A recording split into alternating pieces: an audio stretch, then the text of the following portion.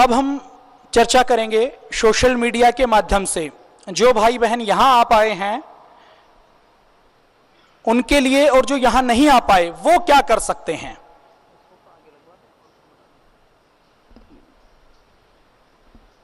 उनके बारे में हम चर्चा करेंगे। जैसा पूज्य स्वामी जी महाराज ने कहा कि किसी फकीर, किसी आध्यात्मिक व्यक्ति के साथ, दुनिया के किसी भी धार्मिक आध्यात्मिक व्यक्तित्व के साथ जितने अधिक लोग जुड़े हुए हैं उसमें पहला स्थान पूज्य स्वामी जी महाराज का है, आपके गुरुदेव का है, जो दुनिया में सबसे बड़े आध्यात्मिक पुरुष के रूप में जिनके साथ सबसे बड़ी संख्या फेसबुक के ऊपर, ट्विटर के ऊपर, सोशल मीडिया के माध्यम से जुड़ी हुई है।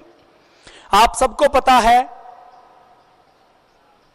पूज्य स्वामी जी महाराज बार बार कहते हैं, वो कहते हैं कि एक विचार व्यक्ति को कंस भी बना सकता है और कृष्ण भी बना सकता है। एक विचार व्यक्ति को राम भी बना सकता है, रावण भी बना सकता है। पूरी दुनिया में जो अच्छे व्यक्तित्व हुए हैं, महान व्यक्तित्व हुए हैं, जितने अच्छे काम हो रहे हैं, जितने सेवा के काम हो रहे हैं, उनके पीछे कहीं ना कहीं अच्छे विचारों का योगदान है। इसी प्रकार पूरी दुनिया में जहां माओवाद है, नक्सलवाद है, आतंकवाद है, भय है, भ्रष्टाचार है, अलग अलग प्रकार का अत्याचार है, उन सब के मूल में भी कहीं ना कहीं विचार हैं। पूज्य स्वामी जी महाराज बार बार कहते हैं कि विचारों का बहुत महत्व है। विचार ये तय करते हैं, विचार व्यक्ति का व्यक्तित्व का निर्माण करते हैं। जैसे व्यक्ति विचारों में रहता है, जैसे विचारों में व्यक्ति जीता है, वैसा ही उसका व्यक्तित्व बन जाता है, वैसे ही उसके विचार बनते हैं और विचारों के बाद वैसे ही उसके कर्म बनते हैं। आज पूरी दुनिया में वैचारिक द्वंद्व है, वैचारिक लड़ाई है। हर धर्म के लोग, हर संप्रदाय के लोग, हर जाति, हर क्षेत्र के लोग विचारों के नाम पर संघर्ष करते हैं। विचारों की इस दुनिया में हमें अच्छे विचारों को आगे रखना है और अच्छे विचारों को आगे लाने के लिए अलग अलग प्रकार का मीडिया प्रयोग किया जाता है। टीवी की बात करें, समाचार पत्र की बात करें, पत्रिकाओं की बात करें, रेडियो की बात करें, 1 to 1 संवाद करने की बात करें, इन सब का वैचारिक संप्रेषण में, वैचारिक परिवर्तन में, वैचारिक आदान प्रदान में बहुत बड़ा योगदान है। वैचारिक संप्रेषण में लोगों को अपने जैसा बनाने में प्रोपेगेंडा का, प्रचार प्रसार का अपना एक महत्व रहा है। आजादी से पहले की हम बात करें तो आजादी से पहले आजादी दिलवाने के लिए हमारे क्रांतिकारी भी अपने विचारों का प्रचार प्रसार करते थे, और हमारे क्रांतिकारी अपने विचारों का प्रचार प्रसार किस जोखिम के साथ, किस खतरे के साथ करते थे, इसका अंदाजा आप लगा सकते हैं कि हमारे आतंकवादी, हमारे क्रांतिकारी अंग्रेजों की गलत नीतियों, उनके आतंक का प्रतिकार करने के लिए, उनके अत्याचारों के बारे में बताने के लिए समाचार पत्र निकालते थे। और जब वो 1 पन्ने 2 पन्ने का समाचार पत्र निकालते थे तो उसको प्रिंटिंग करने के लिए, उसको छपवाने के लिए, उसका वितरण करने के लिए, उसको लोगों तक पहुंचाने के लिए उनको बहुत प्रयास करना पड़ता था, उनको बहुत संघर्ष करना पड़ता था। लोकमान्य तिलक से लेकर वीर सावरकर तक उन सबको 6-6 महीने से लेकर 6-6 साल की सजा मात्र इस वजह से काटनी पड़ी क्योंकि उन्होंने कोई लेख, कोई विचार किसी समाचार पत्र में अंग्रेजों के खिलाफ लिखा था। माना विचारों के प्रचार प्रसार के लिए हमारे क्रांतिकारी फांसी का फंदा चूमने के लिए भी तैयार रहते थे ताकि अपने विचार, अपने भाव, अपनी योजना वो आम जनसाधारण तक पहुंचा सकें।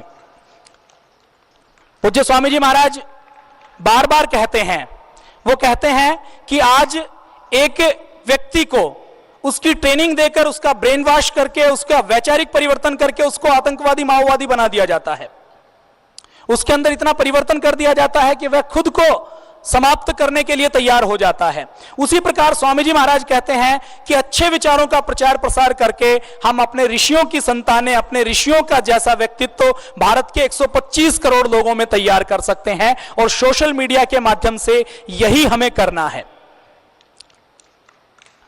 अंग्रेजों की बात करें तो अंग्रेज उनके आतंक की, उनके बलात्कार की, उनके अन्याय की और उनके पापों की खबरें ना जा सकें, ना जनता के बीच में जा सकें और वो अपना प्रचार प्रसार कर सकें, उसके लिए उन्होंने सबसे पहले समाचार पत्र निकाले। हिंदुस्तान के नाम से, नेशनल हेराल्ड के नाम से, पायोनियर के नाम से, मुंबई मिरर के नाम से, इनमें अंग्रेजों के अत्याचार की कोई खबर नहीं होती थी, अंग्रेजों का महिमा मंडन होता था। उसके बाद प्रतिकार के रूप में क्रांतिकारियों ने अपनी खबरें निकाली, अपने अखबार निकाले, जैसे लोकमान्य तिलक ने मराठा निकाला, लाला लाजपत राय जी ने वंदे मातरम निकाला, रास बिहारी बोस जी ने न्यू एशिया के नाम से समाचार पत्र निकाला, गणेश शंकर विद्यार्थी जी ने प्रताप के नाम से, महात्मा गांधी ने हरिजन के नाम से, यंग इंडिया के नाम से, मौलाना अब्दुल कलाम आजाद ने अल हिलाल के नाम से, नेताजी सुभाष चंद्र बोस ने भी आजाद हिंद फौज का अपना अलग से समाचार पत्र निकाला, अपना रेडियो संचालन किया। वो सब इसीलिए किया ताकि अपने विचारों का प्रचार प्रसार किया जा सके, अपने जैसा मन, अपने जैसे भाव प्रत्येक व्यक्ति के अंदर जागृत किए जा सके। पंडित राम प्रसाद बिस्मिल ने अलग अलग देशों को स्वतंत्रता कैसे मिली, ऐसी पुस्तकों का हिंदी में अनुवाद किया और अपनी माता के गहने लोगों से कर्ज लेकर मजदूरी करके भी वो पुस्तकें छपवाई ताकि जनता के बीच में वो पुस्तकें जा सके। और इतना सब प्रयास करने के बाद भी हमारे क्रांतिकारी एक समाचार पत्र की 1000, 2000, 5000 तक प्रतियां ही निकाल पाते थे और 2000, 5000, 10,000 लोगों तक अपने विचार पहुंचाने के लिए बहुत से हमारे क्रांतिकारियों ने फांसी का फंदा चूमा, अंडमान की काल कोठरी में वो रहे। हमारे क्रांतिकारियों ने अपने 10-10, 20-20 साल जवानी के केवल इसलिए कि आजादी के विचार, क्रांति के विचार, अच्छे विचार हम 2-4, 5,000 लोगों तक भी पहुंचा सकें और पहुंचाने के बाद चाहे हमें प्राणों की आहुति दें तो उनको यह सौदा सस्ता लगता था, यह काम बहुत सस्ता लगता था। आज भारत में 1947 में चाहे सच्ची आजादी नहीं मिली, लेकिन जितनी आधी अधूरी आजादी हमें मिली है उसमें आज सोशल मीडिया के माध्यम से कम हम इतना कर सकते हैं कि जो समाचार पत्र निकालने के लिए क्रांतिकारियों को अपना घर और अपनी जमीन बेचनी पड़ती थी और फिर वो 10-20 हजार लोगों तक पहुंचते थे, उस प्रकार की बात, उस प्रकार के विचार और आवाज हम मात्र एक मोबाइल फोन से, एक कंप्यूटर से, एक टैबलेट से 50-100 रुपए खर्च करके बिना किसी रिस्क के पहुंचा सकते हैं। इतनी आजादी हमें मिली है। इस सोशल मीडिया के माध्यम से हमें यही करना है।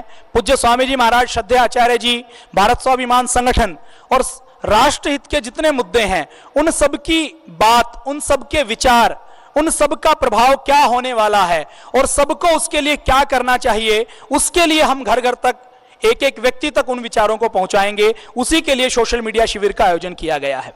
एक विचार एक गोली से अधिक काम करता है। नेताजी के जीवन के एक प्रसंग की मैं बात करूंगा और उसके बाद सोशल मीडिया में जो भाई आस्था टीवी के माध्यम से पतंजलि योगपीठ हरिद्वार के सोशल मीडिया कैंप को देख रहे हैं, उनके लिए यह संदेश विशेष रूप से है।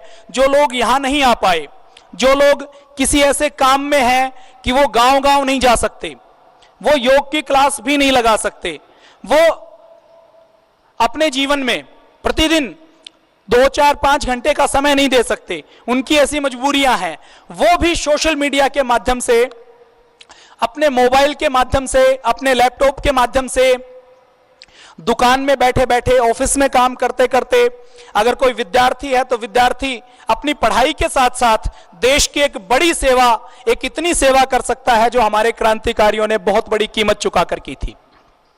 नेताजी सुभाष चंद्र बोस के जीवन का एक प्रसंग है, विचार कैसे काम करते हैं, और नेताजी विचारों का महत्व बहुत अच्छे से जानते थे। उस समय 1943 में जब उन्होंने आजाद हिंद सरकार की स्थापना की तो उस समय उन्होंने प्रचार प्रसार और प्रोपेगेंडा के लिए अलग से एक मंत्रालय बनाया था, उसके एक मिनिस्टर बने हुए थे और उनका पूरा यह मानना था कि अंग्रेजों से लड़ाई लड़नी है तो प्रत्येक भारतवासी को जगाना पड़ेगा और जगाने के लिए जितने आधुनिक साधन हैं उन सब का प्रयोग करना पड़ेगा। 1940 के दशक में सबसे अत्याधुनिक साधन था रेडियो का, और आप सबने सुना है नेताजी जब सबसे पहले भारत से बाहर गए तो जर्मनी में जाते ही सबसे पहले उन्होंने रेडियो स्टेशन स्थापित किया। जापान में गए तो जापान में जाते ही सबसे पहले उन्होंने रेडियो स्टेशन स्थापित किया और रेडियो के माध्यम से ही वो भारत के लोगों तक अपनी बात पहुंचाते थे। तो एक बार जब युद्ध के समय जापानियों ने कहा कि हम कलकत्ता के ऊपर बम बरसाना चाहते हैं, अंग्रेजों की छावनियों के ऊपर बम गिराना चाहते हैं ताकि अंग्रेजों को रोका जा सके और नॉर्थ ईस्ट के रास्ते हम दिल्ली की ओर प्रस्थान कर सकें, दिल्ली के ऊपर कब्जा कर सकें, तो नेताजी सुभाष चंद्र बोस ने कहा कि हवाई जहाजों से, लड़ाकू विमानों से जो बम कलकत्ता के ऊपर काम करेंगे, उससे अधिक काम मेरा एक विचार करेगा, मेरा एक पंफलेट और एक पत्रक करेगा। बम की जगह कलकत्ता की सड़कों पर पंफलेट और पत्रक गिरा दिए जाएंगे तो वो अंग्रेजों के ऊपर बम से अधिक हानि करेंगे। और इसी योजना के अनुसार कलकत्ता की सड़कों पर कलकत्ता पर बम नहीं गिराए गए थे, नेताजी के पत्रक, नेताजी के पंफलेट गिराए गए थे। और निश्चित तौर पर अगर जापान में हिरोशिमा और नागासाकी पर बम नहीं फेंका होता तो नेताजी की सेना मणिपुर तक आ चुकी थी, उसने तिरंगा झंडा लहरा दिया था, वो निश्चित तौर पर 1 से 2 महीने के अंदर दिल्ली के ऊपर कब्जा कर लेती और लाल किले के सामने परेड करती। जो नेताजी का सपना था वो सच होता। आज हमें नेताजी के उसी मार्ग पर चलते हुए अपने विचारों को एक एक व्यक्ति तक पहुंचाना है। आज भारत की हम बात करें तो भारत में 2 प्रकार का मीडिया काम करता है, एक मेन मीडिया, एक सोशल मीडिया। कुछ समय पहले तक, 4-5 साल पहले तक मेन मीडिया जो चाहता था वो करता था। मेन मीडिया तय करता था कि खबर क्या होगी, मेन मीडिया तय करता था मुद्दा क्या होगा, मेन मीडिया तय करता था कि देश में बहस क्या होगी, देश में आंदोलन क्या मुद्दा बनेगा। और मेन मीडिया कभी कुछ अपवादों को छोड़ दिया जाए तो एक बहुत बड़ा वर्ग ऐसा है जो कॉरपोरेट से, जो साम्राज्यवादी शक्तियों से, विदेशी शक्तियों से संचालित होता है। वो मीडिया कभी किसान के मुद्दों पर, राष्ट्र हित के मुद्दों को कभी भी अपना मुद्दा नहीं बनाता था, कभी भी आंदोलन का स्वरूप नहीं देता था। मेन मीडिया के संपादक, मेन मीडिया को नियंत्रण करने वाली ताकतें तय करती थी कि क्या दिखाया जाएगा। और टीवी के ऊपर जो दिखाया जाता है वो 90 से 99% संपादित होता है, कंट्रोल्ड होता है, और जो दिखता है वो नहीं होता, उसके पीछे कुछ और उद्देश्य होते हैं। इसके बीच में जो 4-5 साल से सोशल मीडिया आया है, इस सोशल मीडिया ने हर व्यक्ति के हाथ में एक ताकत दे दी है कि मैं अपने खुद का टीवी चैनल हूं, मैं खुद का समाचार पत्र हूं, और मेरी एक अहमियत है। एक व्यक्ति माउस के एक क्लिक पर, मोबाइल के बटन को दबाकर 5,000, 10,000, 20,000, 50,000, 1 लाख लोगों तक अपना विचार पहुंचा सकता है। और आपने देखा होगा कि आज मेन मीडिया में खबरें वो बनती हैं जो फेसबुक में, जो ट्विटर में एक आम आदमी चाहता है मेन मीडिया को मजबूर होकर उन खबरों को लेना पड़ता है। 2 साल पहले तक मेन मीडिया सोशल मीडिया पर नहीं था, फेसबुक, ट्विटर पर नहीं था। आज आप देखते हैं देश का हर बड़ा चैनल और देश का हर बड़ा अखबार 1-1 मिनट में ट्विटर और फेसबुक पर अपनी मीडिया की खबरों को टीवी के साथ साथ अपडेट करता है, अपलोड करता है। अपने भारत में फेसबुक के लगभग 10 करोड़ यूजर्स हैं। 10 करोड़ लोग फेसबुक को प्रयोग करते हैं।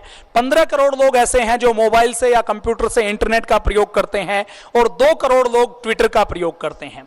हम अगर इसको एक बड़े स्वरूप में कहें तो लगभग 12 करोड़ लोग ऐसे हैं जो सोशल मीडिया की किसी न किसी साइट का, किसी न किसी प्रारूप का प्रयोग करते हैं। और सोशल मीडिया का प्रयोग करने वालों में से लगभग 82% लोग वो हैं जो मोबाइल से सोशल मीडिया का प्रयोग करते हैं।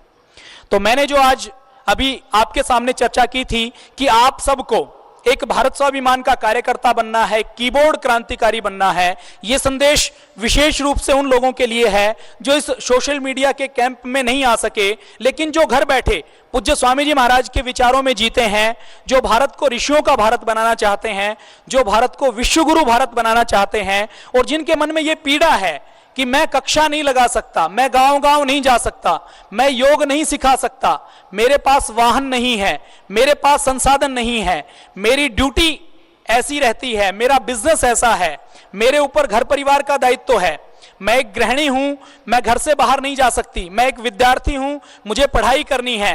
वो व्यक्ति भी देश की एक बड़ी सेवा मोबाइल का प्रयोग करके, लैपटॉप का प्रयोग करके कर सकते हैं। आज के इस सत्र में संक्षेप में हम उसी विषय की बात करेंगे कि वो घर बैठे कैसे कीबोर्ड क्रांतिकारी बनकर देश की सेवा कर सकते हैं, भारत स्वाभिमान की सेवा कर सकते हैं। और जो क्रांतिकारियों ने किया उतना नहीं तो कम से कम उसका कुछ प्रतिशत कर सकते हैं, कुछ अंश कर सकते हैं, ताकि उनके मन में इस बात की संतुष्टि हो, इस बात का स्वाभिमान और गौरव हो कि उन्होंने भी देश के निर्माण में, राष्ट्र के निर्माण में अपनी कोई भूमिका निभाई है। सभी जाने माने व्यक्ति आज ट्विटर पर हैं। ट्विटर के माध्यम से, फेसबुक के माध्यम से आपने सुना होगा, आज से कुछ साल पहले ट्यूनीशिया में जो क्रांति हुई थी उसमें जो लोग जुड़े थे उसमें ट्विटर का, फेसबुक का सबसे बड़ा योगदान रहा था। इसी प्रकार अरब के देशों में, जितने देशों में क्रांति हुई, चाहे लीबिया की बात करें या दूसरे किसी देश की बात करें, अपने देश की बात करें तो दामिनी का जो प्रकरण हुआ, जो अन्ना जी का आंदोलन था, पूज्य स्वामी जी महाराज के आंदोलन में भी फेसबुक का, ट्विटर का, सोशल मीडिया का एक बड़ा योगदान रहा। कुछ चीजें कई बार सोशल मीडिया में या सिर्फ मीडिया में चलती हैं, वो बहुत अधिक स्थायी नहीं रहती, लेकिन जो चीजें धरातल पर भी होती हैं और सोशल मीडिया पे भी होती हैं वो बहुत स्थायी होती हैं और लंबी चलती हैं। आपने देखा होगा बीच में कुछ आंदोलनकारी भी आए थे, वो आंदोलनकारी केवल मीडिया की उपज थी, तो आज वो आंदोलनकारी गायब भी हो चुके हैं। भारत स्वाभिमान आंदोलन, भारत स्वाभिमान संगठन ऐसा है जो जितना धरातल पर है मीडिया में और रिपोर्ट में उसका केवल 10% दिखाई देता है। आपने कुछ दिन पहले भी देखा होगा कि पूज्य स्वामी जी महाराज गंगोत्री गए तो मीडिया ने भ्रामक खबरें बनाकर चलाना शुरू कर दिया। मीडिया ने कहा कि पूज्य स्वामी जी महाराज फंसे गंगोत्री में, और एक मीडिया ने तो हेडलाइन बनाई कि बाबा रामदेव की जिद से बच्चों के प्राण संकट में। सबसे पहली बात, और कुछ मीडिया वालों ने तो कहा कि स्वामी रामदेव यमुनोत्री में फंसे। यमुनोत्री अलग है, गंगोत्री अलग है। मीडिया अपनी जिम्मेदारी का निर्वहन ना करते हुए खबरों को तोड़ मरोड़ कर या जहां तक कुछ भी मिल जाए उसको सनसनी बनाकर पेश करने का काम करने की कोशिश करता है। पूज्य स्वामी जी महाराज गंगोत्री में गए, लेकिन वो गंगोत्री में बच्चों के साथ नहीं गए, वो सारे बालिग युवा भारत स्वाभिमान के कार्यकर्ताओं के साथ गए थे। पूज्य स्वामी जी गंगोत्री और तपोवन में गए, वो कहीं पर भी नहीं फंसे। भाई जयदीप जी लगातार उनके साथ थे, मैं खुद उनके साथ था। यहां से जब हम गंगोत्री गए तो कहीं रास्ता बंद नहीं था। गंगोत्री से गोमुख 19 किलोमीटर है और उससे 5 किलोमीटर आगे तपोवन है। जब हम सुबह सुबह 6 बजे यात्रा शुरू करते हैं तो तपोवन जाकर उस दिन शाम को वापस नहीं आ सकते। गोमुख से नीचे लगभग 300-400 व्यक्तियों की अच्छी ठहरने की व्यवस्था है। वहां पर पूज्य स्वामी जी महाराज अलग अलग जत्थों में गए थे और उन जत्थों में नियम के अनुसार जो 150 व्यक्तियों को अनुमति मिलती है उतने ही व्यक्ति उनके साथ थे। तो मीडिया हर चीज को गलत तरीके से पेश करने की कोशिश करती है। मीडिया से जब मैं बात करूं तो इस मीडिया में एक ऐसा वर्ग भी है जो राष्ट्रवादी है, जो अच्छा है, जो सच्चा है। सभी व्यक्ति, सभी जाति, मत, पंथ, संप्रदाय कभी भी एक जैसे नहीं होते, ऐसा भारत स्वाभिमान का मानना है। तो मीडिया में अच्छे लोग भी हैं, लेकिन मीडिया में विदेशी शक्तियों से संचालित व्यक्ति भी हैं। तो आंदोलन के समय भी आपने देखा होगा बहुत बार मेन मीडिया, जब भारत स्वाभिमान के 1 लाख लोग निकलते थे तो भारत स्वाभिमान के बारे में कहते थे कि भारत स्वाभिमान की रामलीला, भारत स्वाभिमान का ड्रामा। और जब विदेशी शक्तियों से प्रायोजित आंदोलन के नाम पर कुछ लोग निकलते थे तो 4 व्यक्ति मोमबत्ती पकड़कर निकलते थे, तो उन 4 व्यक्तियों के बारे में भी कहा जाता था कि पूरा भारत सड़कों पर उतरा। तो ये चलता रहेगा। इसका जवाब हम तभी दे सकते हैं जब सोशल मीडिया के माध्यम से अपने कार्यकर्ताओं की पकड़ बहुत मजबूत होगी और अपना एक एक आस्था टीवी देखने वाला, एक एक व्यक्ति जिसकी देश में निष्ठा है, राष्ट्र में निष्ठा है और जो भारत को ऋषियों का भारत बनाना चाहता है, जो पूज्य स्वामी जी महाराज में श्रद्धा रखता है और जो ये सोचता है कि यह आंदोलन सच्चा आंदोलन है और इसकी मंजिल पर पहुंचना ही चाहिए, वो सोशल मीडिया के माध्यम से एक्टिव रहकर सारे दुष्प्रचार की काट कर सकते हैं। सोशल मीडिया में, जैसा पूज्य स्वामी जी महाराज ने बताया, सोशल मीडिया के माध्यम से एक बड़ा वर्ग, सबसे बड़ा वर्ग पूज्य स्वामी जी महाराज के साथ जुड़ा हुआ है। हमारी मुख्य वेबसाइट है भारत स्वाभिमान ट्रस्ट.org। भारत स्वाभिमान ट्रस्ट.org से आप सीधे जुड़कर संस्थान के बारे में नई नई खबरें, नई नई जानकारियां आप उनसे ले सकते हैं। फेसबुक पर पूज्य स्वामी जी महाराज का यूजर URL है www.facebook.com। सामने स्क्रीन के ऊपर आपको दिखाई देगा swami.ramdev। लगभग 32 लाख लोग इससे जुड़े हुए हैं। आपसे अनुरोध है कि आपकी फेसबुक की जो आईडी है उससे आप पूज्य स्वामी जी महाराज को फॉलो करें, पूज्य स्वामी जी महाराज को लाइक करें और जो आपसे जुड़े हुए हैं, जो सीधे अभी स्वामी जी महाराज से नहीं जुड़ पाए हैं, आंदोलन से नहीं जुड़ पाए हैं, अपने ग्रुप में अपने सारे दोस्तों को लाइक करके, शेयर करके, पूज्य स्वामी जी महाराज के पेज को फॉलो करके अधिक से अधिक स्वामी जी महाराज के विचारों को एक एक व्यक्ति तक पहुंचाएं। ट्विटर पर पूज्य स्वामी जी महाराज की आईडी है योग ऋषि रामदेव।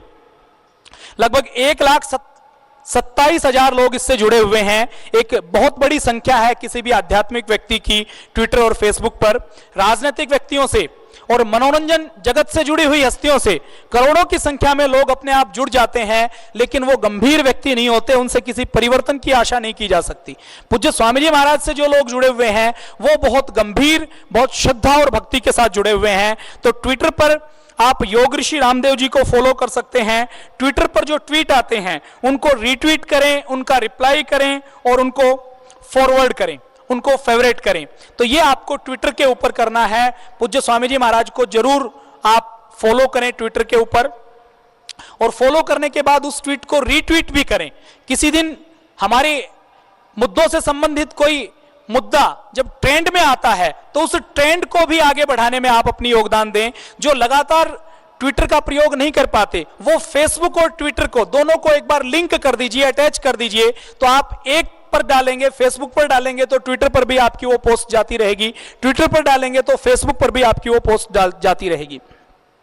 फेसबुक, ट्विटर आदि पर जो पोस्टर, बैनर, वीडियो और व्हाट्सएप के माध्यम से जो जानकारी मिलती है, स्वामी जी महाराज का जो संदेश आता है, वो जो आस्था टीवी देखने वाले भाई किसी भी माध्यम से, व्हाट्सएप से, फेसबुक से, ट्विटर से जुड़े हुए हैं, उनको स्वामी जी महाराज का अपने आंदोलन के मुद्दों से जुड़ा हुआ कोई विचार मिलता है, कोई बैनर, पोस्टर, वीडियो मिलता है, तो उसको उन लोगों तक जरूर पहुंचाएं जो हमसे नहीं जुड़ पाए हैं लेकिन आपसे जुड़े हुए हैं। आप अगर विद्यार्थी हैं तो आपके विद्यालय के जो आपके मित्र हैं उन तक पहुंचाएं। आप गृहिणी हैं तो आपकी जो सहेलियां हैं उन तक पहुंचाएं। आप किसी कार्यालय में काम करते हैं तो आपके कार्यालय की कोई इंटरनल ईमेल आईडी है, इंटरनल कोई सिस्टम है तो उसके ऊपर आप शेयर कर सकते हैं। आपके जो मित्र हैं उनको आप शेयर कर सकते हैं। आप कोई व्यापारी हैं तो आप के सर्कल में जो दूसरे व्यापारी हैं, जो दूसरे बिजनेसमैन हैं, दूसरे व्यक्ति हैं, उनको आप ये शेयर कर सकते हैं।